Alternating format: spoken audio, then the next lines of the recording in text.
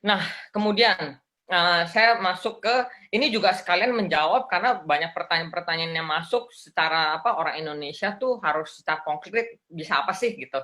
Nah, ini memang sudah saya masukkan ke bagian penutup, yaitu pertama dan nomor satu itu dengar, dengar orang Papua ngomong apa. Itu kesalahan orang Indonesia yang kayak kalau orang Papua ngomong apa itu terutama kalau gue lihat debatnya di Twitter, aduh sakit kepala gue. Orang Papua udah jawab terus kayak didebatin gitu, soalnya lu paham rasanya jadi orang Papua gitu. Nah jangan kayak gitu. Jadi listen, talk less gitu. Nah cukup dengan dari apa dengar kayak kemudian lu seolah-olah kayak punya insights yang berbeda, lu punya pendapat yang berbeda dengan cara memandang suatu hal. Padahal orang Papua udah bilang A, lu bilang tapi B, lu bukan orang Papua, lu diem gitu. Nah kemudian jadi itu kayak peraturan nomor satu ya itu. Kemudian kayak misalnya klise nih ya, menurut gue ini yang banyak gue temui dan itu sangat nggak etis menurut gue kayak oh nggak mungkin itu kan dulu zaman Orba kayak begitu sekarang kan sudah zaman reformasi sudah tidak ada ya buktinya masih ada lu aja jadi korban propaganda pemerintah. Nah jadi ketika orang Papua nih kayak tadi sudah bilang ya narsum mereka masih jadi korban rasisme kayak gitu-gitu dengerin jangan lu debat gitu.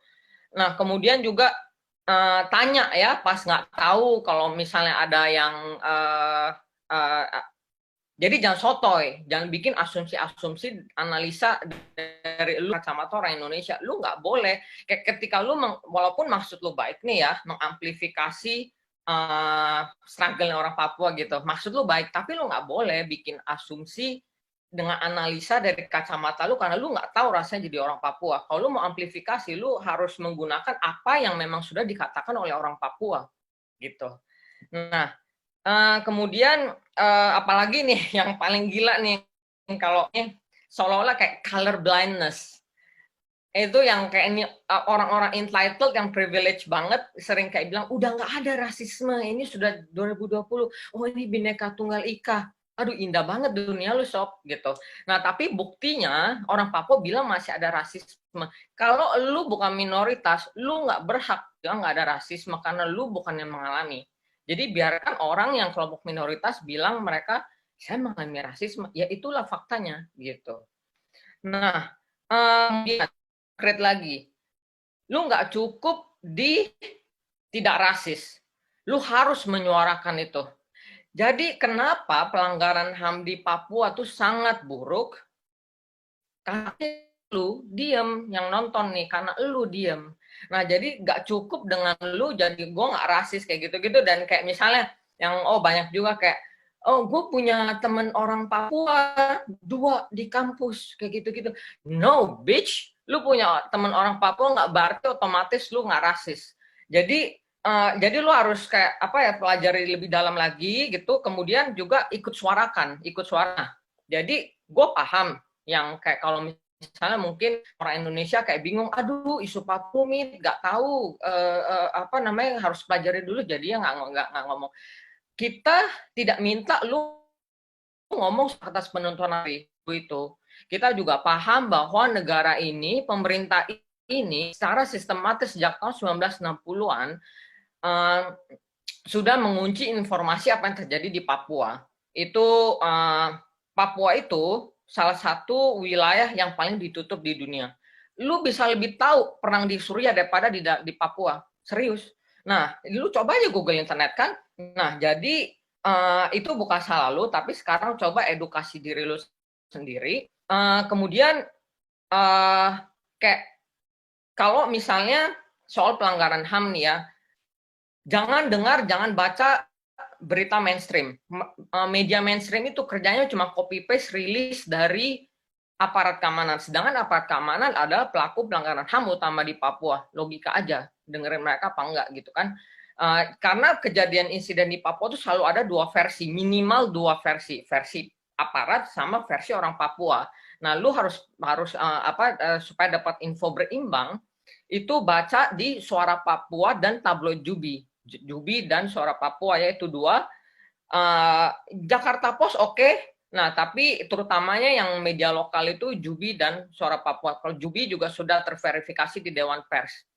Nah, jadi itu supaya untuk kalian ada info berimbang, dan gue pikir kalau misalnya kalian masih pikir-pikir soal posisi hak atas penuturan sendiri, tapi kalau pas itu nggak ada justifikasi, oh itu dia kayak misalnya nih, ada orang Papua ditembak mati. Kemudian ada yang bilang, oh itu tapi itu kan OPM. Ya terus, emang OPM terus boleh main dibunuh? Ya disitulah otak lu rasis, seolah-olah mereka itu bukan manusia, itu cuma binatang, nyawanya gampang aja. Ya kalau itu stigma. Nah, jadi dan kalau OPM punya seperti gue bilang, itu ya harus itu namanya pembunuhan kilat gitu kan. Nah, jadi kayak sebenarnya kalau mau call out pelanggaran HAM itu tidak rumit gitu. Gue paham sekarang juga dunia maya Indonesia tuh sekarang lagi ngeri banget dikit-dikit UU ITE. Nah, jadi gue saran nih, kita kan perlu bersuara. Sarannya nih gue nih dari biar aman, quote kalau misal media sosial anggap nih Twitter aja, jadi quote berita yang link berita atau ada ini tweetnya si provokator yang sekarang DPO tuh, lu boleh tuh quote tweetnya, kemudian lu bilang yang kayak usut minta investigasi tuntas atas insiden tersebut gitu. Nah jadi kan lu bukan pemilik konten isi ininya, jadi kan lu nggak bakal bisa dikatain hoax. Nah terus kan minta investigasi usut tuntas itu kan bahasa yang netral gitu kan. Nah jadi itu yang harus mulai bersuara gitu. Pemerintah bisa, negara bisa kayak gini ke orang Papua karena rakyatnya diam, kayak seolah-olah kayak nggak ada yang ribut ini gitu. Nah juga dengan kalau misalnya kita rakyat itu mulai bersuara, media ini yang pemalas jadi terpaksa, jadi harus mau nggak mau mereka akan kirim narasumber ke Papua gitu, nggak hanya main copy paste rilis dari aparat. Nah kemudian soal ini poin gua terakhir ya. Enggak, ada lagi. Jadi yang praktikal lagi, tadi sekalian ada yang tanya ya, bahan bacaan. Selain yang tadi udah gua sebut beritanya, itu juga Google Google West Papua Academic Journals pakai bahasa Inggris. Itu keluar tuh semua banyak. Gue ada bacaan bahasa Indonesia, tapi itu memang masih sangat minim. Kenapa? Karena negara ini sudah menutup informasi, kayak tabu banget di Indonesia tuh, kayak nggak tahu apa-apa sendiri. Jadi itu bacanya masih dikit gitu. Jadi karena masih dikit, jurnal-jurnal tuh juga kayak masih dikit. Gue kalau nyaranin, kan gue provokator, ntar dikira gue lagi itu ya propaganda lagi ntar dibilangkan. Nah jadi yang safe, yang aman, West Papua Academic Journals, itu kalian nilai sendiri, karena dulu itu juga kenapa gue dulu nasionalis banget, itu juga cara mata gue terbuka soal Papua dari Google baca Academic Journals itu. Nah poin gue terakhir adalah soal bagaimana apa ya, ini masih yang kayak tadi ya, soal kayak kita nggak minta lu buru-buru bersikap soal hak atas menentukan nasib sendiri. Nah tapi nih gue minta kalian bayangin, ada manusia, dia tidak punya kewarganegaraan, dia nggak punya identitas politik apapun, rasa apa, nggak ada nih, bayangin manusia. Kemudian manusia itu dia merasa terjajah dan dia merasa ingin bebas, dia ingin bebas. Nah itu bisa nggak ketemu kontranya di mana gitu. Nah, kayak itu kan, jadi tuh keinginan hak atas menentukan nasib sendiri, keinginan untuk bebas itu adalah sampai jus cogens, itu adalah norma paling tinggi di hukum internasional yang tidak bisa ditawar-tawar. Karena memang tidak ada kontranya apa. Orang pengen merdeka apa salahnya? Nah, kemudian sekarang kalian masukkan, lekatkan identitas NKRI dan Papua di manusia itu. Lah, kok berubah posisi lo? Itu karena ada nasionalisme lu di situ. Nasionalisme lu itu yang bikin kabut di kepala, yang padahal nasionalisme itu adalah ideologi.